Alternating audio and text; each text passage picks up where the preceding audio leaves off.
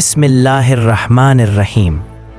السلام علیکم ناظرین، آپ دیکھ رہے ہیں اسکوپ ٹرینڈز ہورائزن، اور آج ہم آپ کے لیے لے کر آئے ہیں ایک ایسا تجزیہ، ایک ایسا تحقیقی بیان جو نہ صرف مشرق وسطی بلکہ پوری دنیا کی سیاست کو ہلا دینے والا ہے۔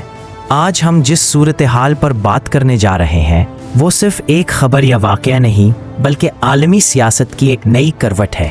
یمن میں ہونے والے خوفناک حملے، اسرائیل اور امریکہ پر لگنے والے سنگین الزامات، ایران کی ممکنہ جوابی کارروائی اور اس پورے بحران کے دنیا پر پڑنے والے اثرات، یہ سب کچھ ہم آپ کے ساتھ تفصیل کے ساتھ شیئر کریں گے۔ ناظرین، سب سے پہلے ہم بات کرتے ہیں اس حملے کی جس نے مشرق وسطی کی سیاست میں آگ لگا دی۔ یمن کے وزیر اعظم کو نشانہ بنایا گیا، ان کے فوجی کمانڈرز، وزراء اور اعلیٰ عہدیدار مار دیے گئے۔ اطلاعات کے مطابق یہ حملہ اسرائیل کی طرف سے کیا گیا اور اس میں جدید ترین میزائل اور ڈرونز استعمال کیے گئے۔ یمن پہلے ہی کئی برسوں سے خانہ جنگی کا شکار ہے، لیکن اس بار کا حملہ ایک مختلف پیغام دے رہا ہے۔ یہ صرف ایک حکومتی شخصیت پر حملہ نہیں بلکہ ایک ریاستی ڈھانچے کو توڑنے کی کوشش ہے۔ وزیر اعظم، وزیر دفاع، فوجی ترجمان، حتیٰ کہ اعلیٰ سطح کے کمانڈرز تک کو ختم کرنے کی کوشش کی گئی۔ یہ حملہ اس بات کا ثبوت ہے کہ اسرائیل اب صرف دفاعی حکمت عملی تک محدود نہیں بلکہ براہ راست علاقائی حکومتوں کو گرانے کے مشن پر ہے۔ یمن کی طرف سے فوری طور پر اعلان کیا گیا کہ یہ حملہ اسرائیل نے کیا ہے۔ سوال یہ ہے کہ اسرائیل کو یمن سے کیا دشمنی ہے؟ اصل حقیقت یہ ہے کہ یمن کی حوثی فورسز پچھلے کئی سالوں سے اسرائیل کے لیے ایک بڑا خطرہ سمجھی جا رہی ہیں۔ پر حوثی کنٹرول باب المندب اسٹریٹ پر ان کی پوزیشن، اسرائیلی شپنگ لائنز پر حملے، ڈرون اور میزائل حملے جو اسرائیلی بندرگاہوں تک پہنچ سکتے ہیں، یہ سب اسرائیل کے لیے ناقابل برداشت ہے۔ لہٰذا اس حملے کے ذریعے اسرائیل نے یہ پیغام دیا ہے کہ اگر تم ہماری معیشت اور شپنگ لائنز کو نقصان پہنچاؤ گے تو ہم تمہارے ریاستی ڈھانچے کو ختم کر دیں گے۔ ناظرین، اگر آپ اسرائیل کے کسی بھی بڑے فوجی آپریشن کو دیکھیں تو اس کے پیچھے امریکہ کی آشیرواد ضرور ہوتی ہے۔ یمن پر حملے میں استعمال ہونے والے ہتھیاروں کی نوعیت، میزائل ٹیکنالوجی اور انٹیلیجنس سب کچھ اس بات کی نشاندہی کرتا ہے کہ یہ صرف اسرائیل کا آپریشن نہیں بلکہ امریکہ کی براہ راست مدد سے کیا گیا۔ یمن پر برسائے گئے میزائل زیادہ تر امریکی ساختہ تھے۔ حملے کی انٹیلیجنس سیٹلائٹ امیجز اور ڈرون سے ملی جو امریکی نیٹ ورکس کے بغیر ممکن نہیں۔ خطے میں موجود امریکی بیسز جیسے سعودی عرب، قطر اور بحرین اس حملے کی لاجسٹک سپورٹ فراہم کرتے ہیں۔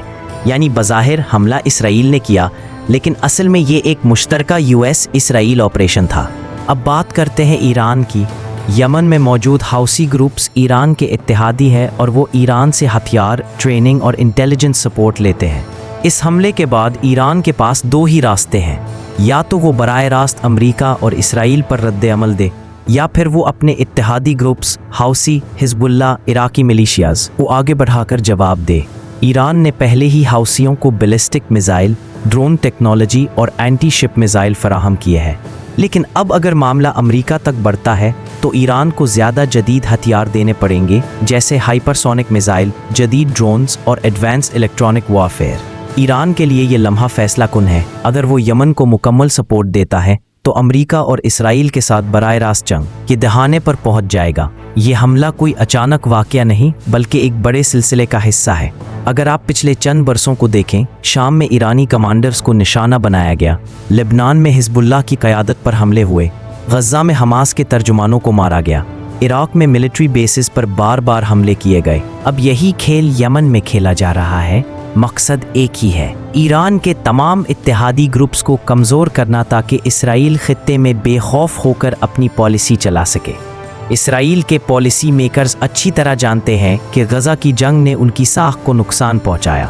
عالمی سطح پر اسرائیل کو کڑی تنقید کا سامنا کرنا پڑا، لیکن اب اسرائیل نے نئی حکمت عملی اپنائی ہے، دشمن کو اس کے اپنے گھر میں مارو۔ اگر خطرہ یمن سے ہے، یمن کے وزیر اعظم کو مارو۔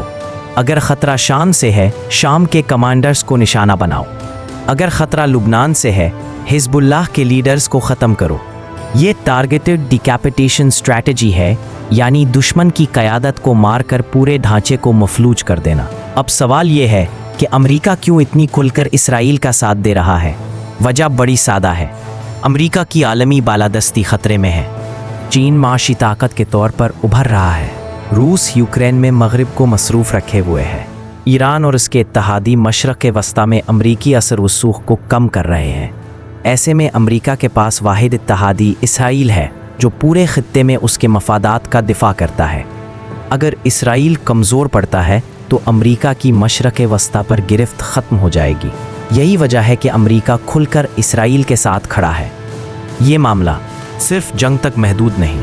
अगर यमन खुलकर अमरीका और इसराइल के खिलाफ मैदान में आता है तो सबसे पहला झटका आलमी मईशत को लगेगा। बाबिल मंदब स्ट्रेट और रेड सी की बंदिश, आलमी शिपिंग मुतासर होगी। तेल की सप्लाई लाइंस रुकेंगी, ऑयल प्राइसेस आसमान को छुएंगी।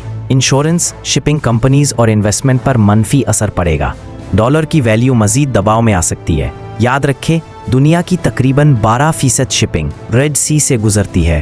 अगर यमन ने इस रास्ते को ब्लैक कर दिया तो ये आलमी मईशत के लिए नया बहरान होगा। अब सवाल यह है कि इस बहरान का जनूबी एशिया पर क्या असर पड़ेगा। पाकिस्तान पहले ही माशी बहरान का शिकार है। अगर ऑयल प्राइसेस बढ़ती हैं तो पाकिस्तान की मईशत मज़ीद दबाव में आ जाएगी। साथ ही ईरान और सऊदी अरब दोनों के साथ ताल्लुकात का बैलेंस रखना भी एक चैलेंज होगा। भारत मशरक़ वस्ती से सबसे ज़्यादा तेल खरीदता है। अगर वहाँ सप्लाई रुकती है तो भारतीय मईशत पर शदीद असर पड़ेगा। इसके अलावा भारत इसराइल के साथ खुलकर ताल्लुकात बढ़ा रहा है, जिसकी वजह से इसे मुस्लिम दुनिया में तनकीद का सामना करना पड़ सकता है। नाजरीन, आगे क्या होने वाला है, आइए चंद मुमकिना सिनेरियोस देखते हैं। यमन बराह रास्त अमेरिका के बेसिस पर हमला करता है। जंग खित्ते से निकलकर आलमी सतह पर फैल सकती है। ईरान जदीद हथियार हूसियों को देता है। इसराइल और अमेरिका के लिए खत्ता नाकाबिले बर्दाश्त हो जाएगा। रूस और चीन खुलकर ईरान का साथ देते हैं। ये आलमी सियासत को वर्ल्ड वॉर स्केल पर ले जाएगा। अमेरिका इसराइल के साथ मिलकर ईरान पर बड़ा हमला करता है। पूरा मशरक़ वस्ती जल उठेगा। चीन पहले ही कह चुका है कि अगर इसराइल की बर्बरियत रोकनी है तो अमेरिका को लगाम डालनी होगी। रूस भी यूक्रेन जंग के दौरान अमेरिका को दबाव में रखने के लिए ईरान के करीब जा रहा है। अगर ईरान को रूसी इंटेलिजेंस और चीनी टेक्नोलॉजी की सपोर्ट मिलती है तो इसराइल और अमेरिका के लिए ये जंग जीतना नामुमकिन हो जाएगा। नाजरीन, ये सब कुछ हमें इस बात की तरफ इशारा करता है कि दुनिया ने एक बार फिर बड़े जंगी बहरान की तरफ जा रही है। यमन पर हमला सिर्फ एक मुल्क का मामला नहीं बल्कि एक आलमी खेल का हिस्सा है। इसराइल, अमेरिका, ईरान, रूस, चीन और मशरक़ वस्ती के दीगर ममालिक सब इस खेल में शामिल हैं। ये मामला कहाँ जाकर रुकता है? क्या ये सिर्फ यमन तक महदूद रहेगा या फिर तीसरी आलमी जंग का आगाज़ बनेगा? ये वो सवाल है जो आने वाले दिनों में तारीख का सबसे अहम सवाल हो सकता है। अगर आप चाहते हैं कि हम इस बहरान पर मुसलसल अपडेट्स और तफसीली तज्ज़िये आप तक पहुंचाते रहें तो हमारे चैनल स्कोप ट्रेंड्स होराइज़न को सब्सक्राइब करें, वीडियो को लाइक करें और अपनी राय कमेंट्स में ज़रूर दें।